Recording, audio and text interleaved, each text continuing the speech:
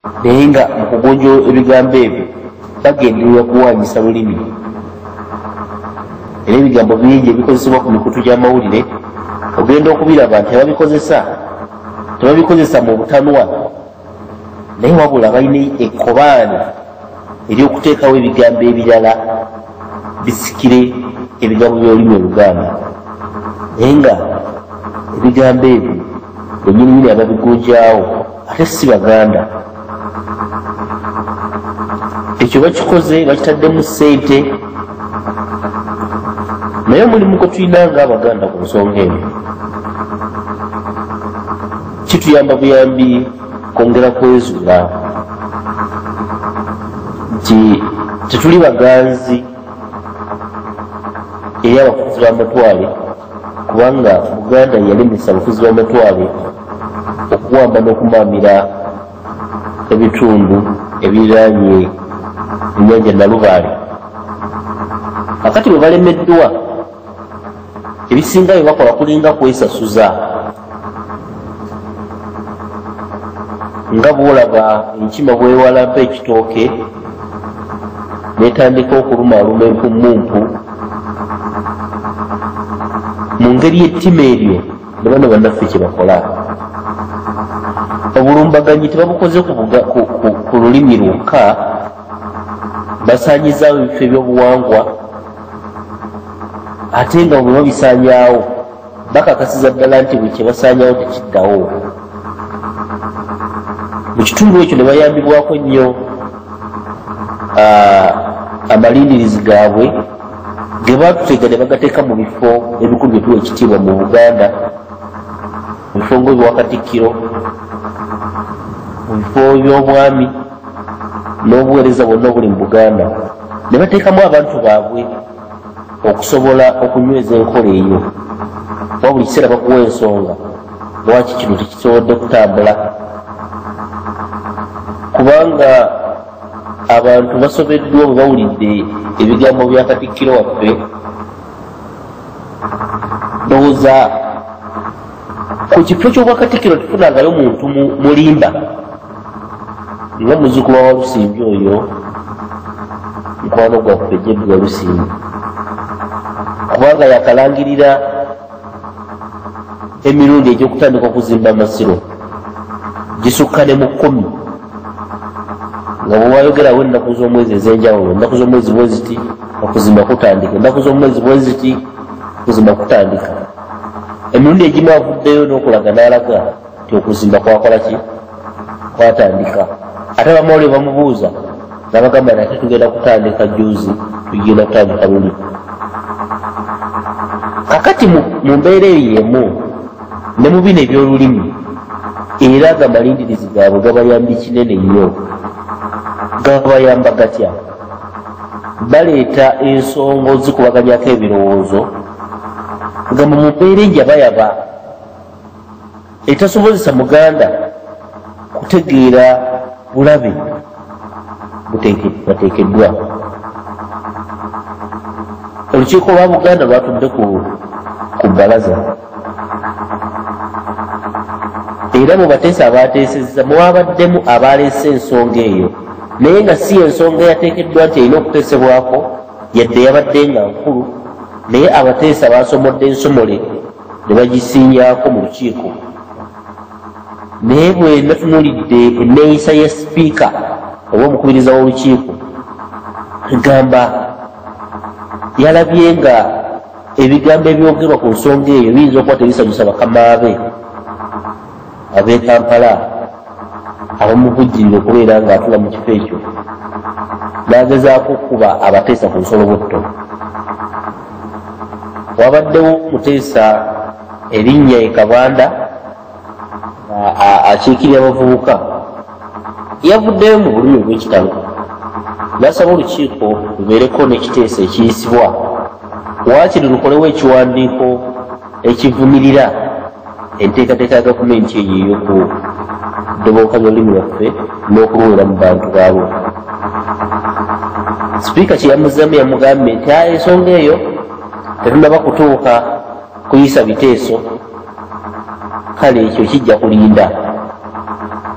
omuganda wagambira nti bwe kitaliiridde nnyina.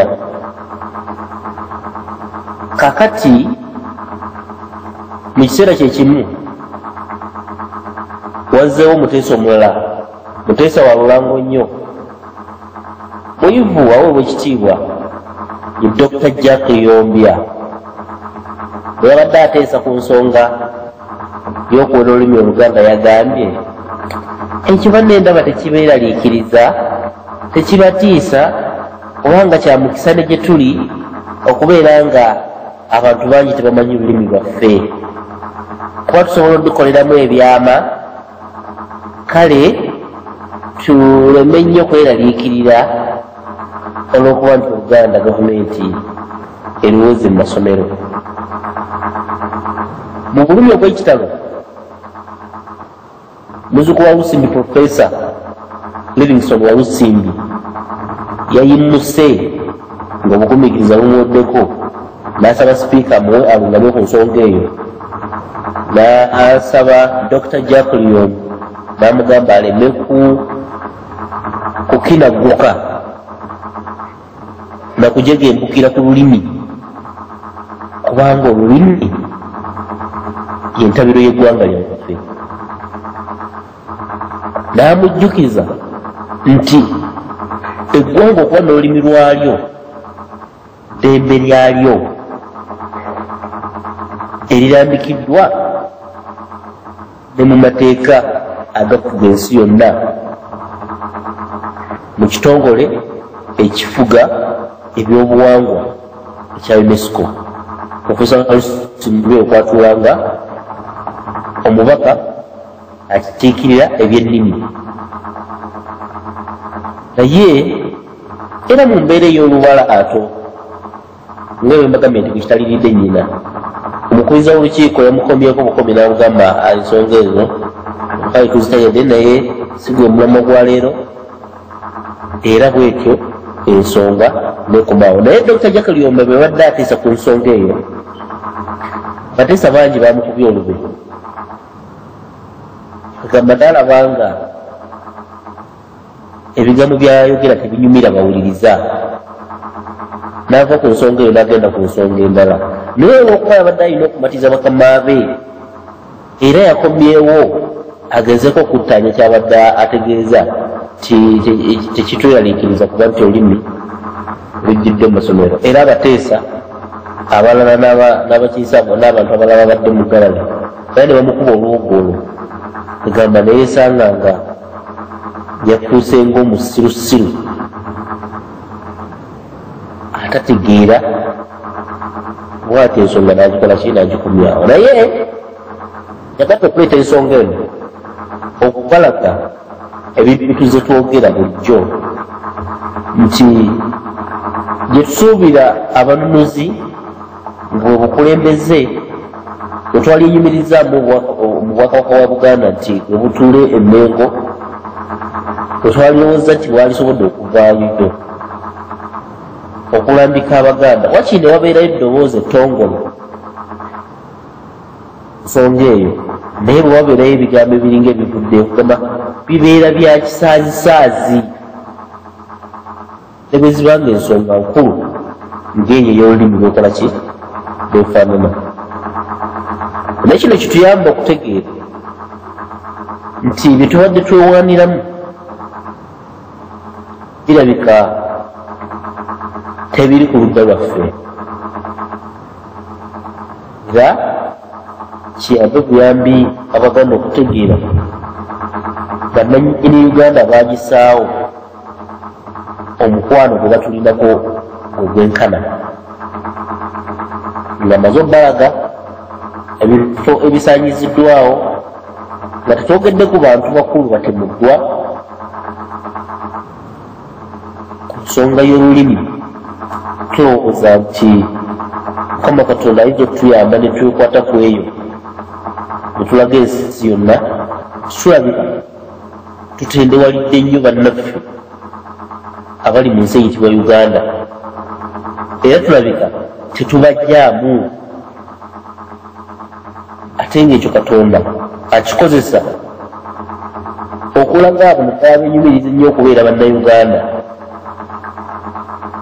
kimwenyumirizaamu si kyammwe ebiina kalungi kugeza kifunamu ebyo tubyogedde enfunda nnyingi naye tubeerayo naye abantu abayina essuubi tebakusobola okutereeza uganda nebabeerawo uganda eyinza okubeera ennungi naye twebuuza nti gwe osobola okwoza ekisiriiza nekitukula kubanga omuntu agezaako okutereeza uganda eno ekisooka nga bannanyini abagiteekawo bagibangira emisingi kwolina okutambulira era ekyo gavumenti ya uganda kyekoze gwe mulimu gwennyini ennyini gweteeka okukola ki